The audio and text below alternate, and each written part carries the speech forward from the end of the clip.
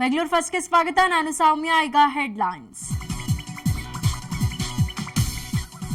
60ನೇ ವಸಂತದ ಹೊಸ್ತಿಲಲ್ಲಿ ನಮ್ಮೂರ ಹಮ್ಮೀರ. ಅಂಬಿ ಮನೆಯಲ್ಲಿ ಷಷ್ಠಿ ಆಚರಣೆ ಸಡಗರ. ದಂಪತಿಗೆ ಕನಕಾಭಿಷೇಕ. ಚಿತ್ರರಂಗದ ಗಣ್ಯರಿಂದ ಶುಭ ಹಾರೈಕೆ.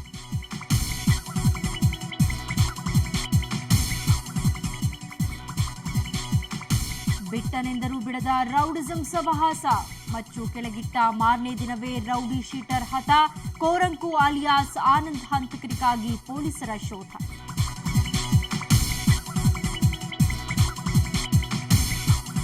ಸರ್ಕಾರಿ ಜೀಪ್ ಚಾಲಕನ ಗುಂಡಿನ ಗಮ್ಮತ್ತು. ಯರ್ರ ಬಿರ್ರಿ ಗಾಡಿ ಓಡಿಸಿ ಎಡವಟ್ಟು. ಕುಡುಕ ಡ್ರೈವರ್ಗೆ ಬಿತ್ತು ಆಳಿಗೊಂದೇಟು.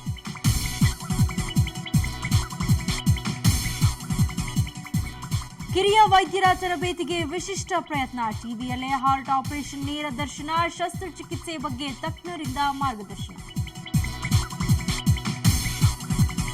Run run run. ಉದ್ಯಾನ ನಗರಿಯಲ್ಲಿ ಮನಸೆಳೆದ ವರ್ಲ್ಡ್ 10K ಮ್ಯಾರಥಾನ್. ಕೀನ್ಯಾ ಪ್ರಜೆಗಳಿಗೆ ಫಸ್ಟ್ ಪ್ರೈಸ್.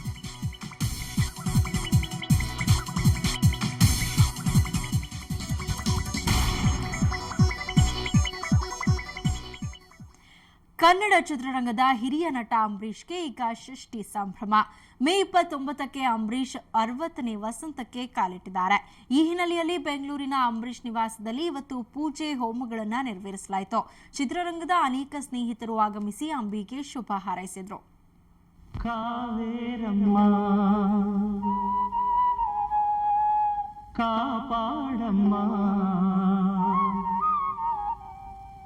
ಈ ದೋಣಿಯ ತೇಲಿಸು, ಆ ತೀರವ ಸೇರಿಸು.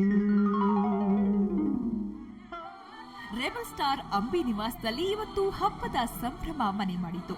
ಮೇ 29ಕ್ಕೆ ಅಂಬಿ 60ನೇ ಹುಟ್ಟುಹಬ್ಬ ಆಚರಿಸಿಕೊಳ್ತಿದ್ದಾರೆ. ಈ ಹಿನ್ನೆಲೆಯಲ್ಲಿ ಅಂಬರೀಷ್ ನಿವಾಸದಲ್ಲಿ ಇವತ್ತು ಪೂಜೆ ಹೋಮಗಳನ್ನು ನಡೆಸಲಾಯಿತು. ಬೆಳಗ್ಗೆ 6 ಗಂಟೆಗೆ ಆರಂಭವಾದ ಧಾರ್ಮಿಕ ವಿಧಿವಿಧಾನಗಳು ಮಧ್ಯಾಹ್ನದವರೆಗೂ ನೆರವೇರಿದ್ವು. ಮೊದಲಿಗೆ ನಕ್ಷತ್ರ, ಮಾರ್ಕಂಡೇಯ, ರುದ್ರ, ನವಗ್ರಹ ಮತ್ತು ಧನ್ವಂತರಿ ಹೋಮಗಳನ್ನು ಮಾಡಲಾಯಿತು.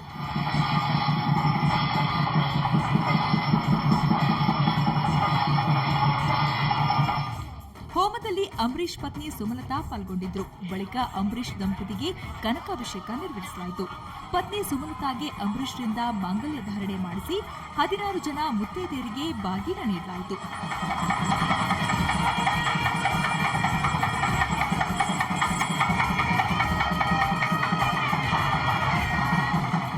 ಅಂಬರೀಷ್ ಅವರ ಕುಟುಂಬ ವರ್ಗ, ಸಂಬಂಧಿಕರು ಸಂಭ್ರಮದಲ್ಲಿ ಪಾಲ್ಗೊಂಡಿದ್ರು. ಅಲ್ಲದೆ ತೆಲುಗಿನ ಖ್ಯಾತ ನಟ ಮೋಹನ್ ಬಾಬು, ನಟಿ ಸರಿತಾ, ನಿರ್ದೇಶಕ ಪ್ರೇಮ್ ದಂಪತಿ, ನಟಿ ತಾರಾ ಸೇರಿದಂತೆ ಚಿತ್ರರಂಗದ ಅನೇಕ ಗಣ್ಯರು ಷಷ್ಠಿ ಸಂಭ್ರಮಕ್ಕೆ ಸಾಕ್ಷಿಯಾದರು. ಸಂಭ್ರಮ ಖುಷಿಯಾಗಿತ್ತು. ಎಲ್ಲರೂ ಸಂಬಂಧಿಕರೆಲ್ಲರೂ ಒಟ್ಟಿಗೆ ಸೇರುವಂಥ ಅವಕಾಶ ಆಯಿತು. ಯಾಕಂದರೆ ನಮಗೂ ಕೂಡ ಒಂದು ಅರ್ಥದಲ್ಲಿ ಅಂಬರೀಷ್ ಅವರು ಅಣ್ಣನೇ ಆಗ್ತಾರೆ. ಆದ್ದರಿಂದ ನಾವೆಲ್ಲರೂ ಒಟ್ಟಿಗೆ ಸೇರುವಂಥ ಒಂದು ಸುಸಂದರ್ಭ. ಯಾಕಂದರೆ ಅವಾಗವಾಗ ಸೇರ್ತಾ ಇರ್ತೀವಿ, ಆದರೆ ಪೂರ್ತಿಯಾಗಿ ಇಷ್ಟೊಂದು ಜನ ಎಲ್ಲ ಒಟ್ಟಿಗೆ ಸೇರೋದು ತುಂಬ ಅಪರೂಪ. ಮತ್ತು ಷಷ್ಠಿ ಪೂರ್ತಿ ಅನ್ನೋದು ಭಾಳ ಶಾಸ್ತ್ರೋಕ್ತವಾಗಿ ನೀವು ನೋಡಿದ್ದೀರಾ ಆಗಿದೆ. ಅವ್ರ ಮದುವೆ ನಾವು ನೋಡಿರಲಿಲ್ಲ, ಈಗ ಮದುವೆ ನೋಡುವಂಥ ಅವಕಾಶ ಆಯಿತು. ಇವೆಲ್ಲವೂ ಅಪರೂಪದ ದೃಶ್ಯಗಳು. ಸೊ ನನಗಂತೂ ತುಂಬ ಖುಷಿಯಾಗಿತ್ತು, ಸಂತೋಷವಾಗಿತ್ತು. ತಾರೆಯರು ಅಷ್ಟೇ ಅಲ್ಲ, ರಾಜಕಾರಣಿಗಳು ಸಹ ಕಾರ್ಯಕ್ರಮದಲ್ಲಿ ಭಾಗವಹಿಸಿದ್ರು. ಕಾಂಗ್ರೆಸ್ ಮುಖಂಡ ಸಿದ್ದರಾಮಯ್ಯ, ಗೃಹ ಸಚಿವ ಆರ್ ಅಶೋಕ್, ಬಾಲಗಂಗಾಧರನಾಥ ಸ್ವಾಮೀಜಿ ಅಂಬರೀಷ್ಗೆ ಶುಭ ಹಾರೈಸಿದ್ರು.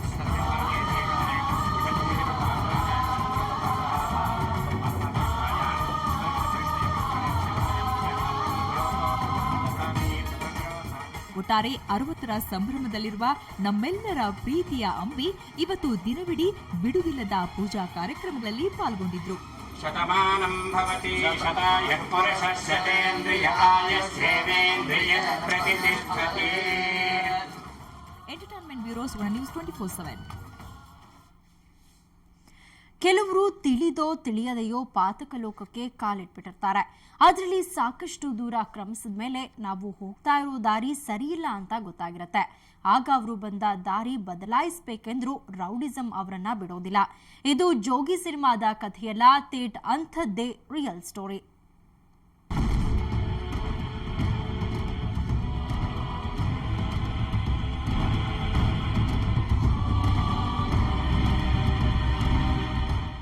ಮಚ್ಚು ಹಿಡಿದು ಮೆರೆದವರು, ಮಚ್ಚು ಕೆಳಗಿಟ್ಟ ಮೇಲೆ ಬದುಕುಳಿದವರು ಕಡಿಮೆ.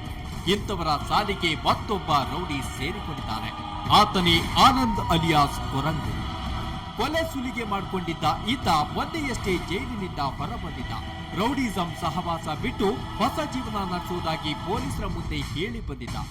ಆದ್ರೆ ವಿಧಿ ಬೇರೆಯದೇ ಬಂದಿತ್ತು.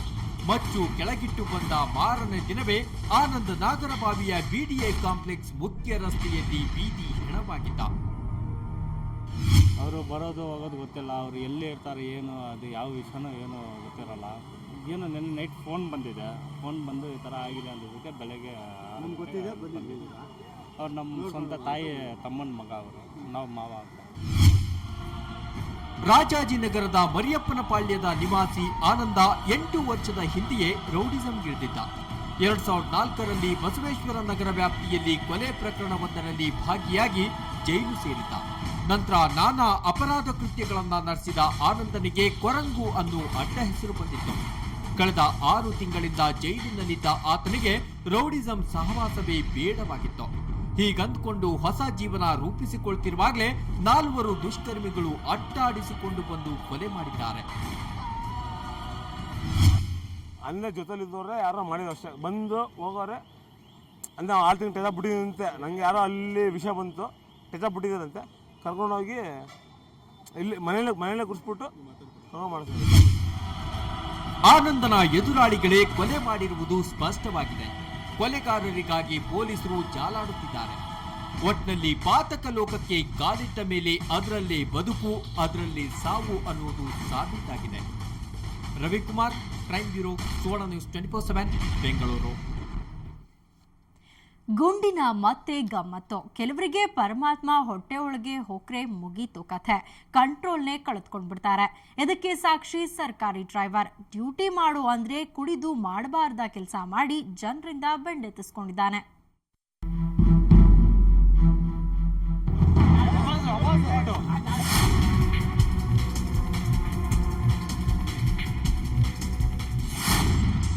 ಧರ್ಮದೇಟು ತಿಂದು ಹೀಗೆ ಕುಂತಿರೋ ಈತನನ್ನ ನೋಡಿ, ಇನ್ನು ನಿಶೆಯ ಅಲೆಯನ್ನೇ ಹೇಗೆ ತೇಲಾಡ್ತಾ ಇದ್ದಾನೆ.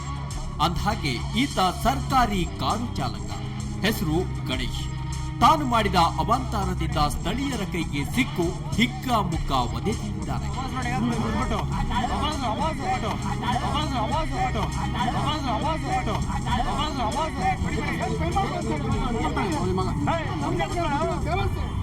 ಡ್ಯೂಟಿ ಟೈಮ್ನಲ್ಲಿ ಕಂಠಪೂರ್ತಿ ಕುಡಿದ ಈ ಪುಣ್ಯಾತ್ಮ KA1 G143 ನಂಬರಿನ ಸರ್ಕಾರಿ ಜೀಪನ್ನ ಬೇಕಾಬಿಟ್ಟಿಯಾಗಿ ಓಡಿಸಿದ್ದಾನೆ.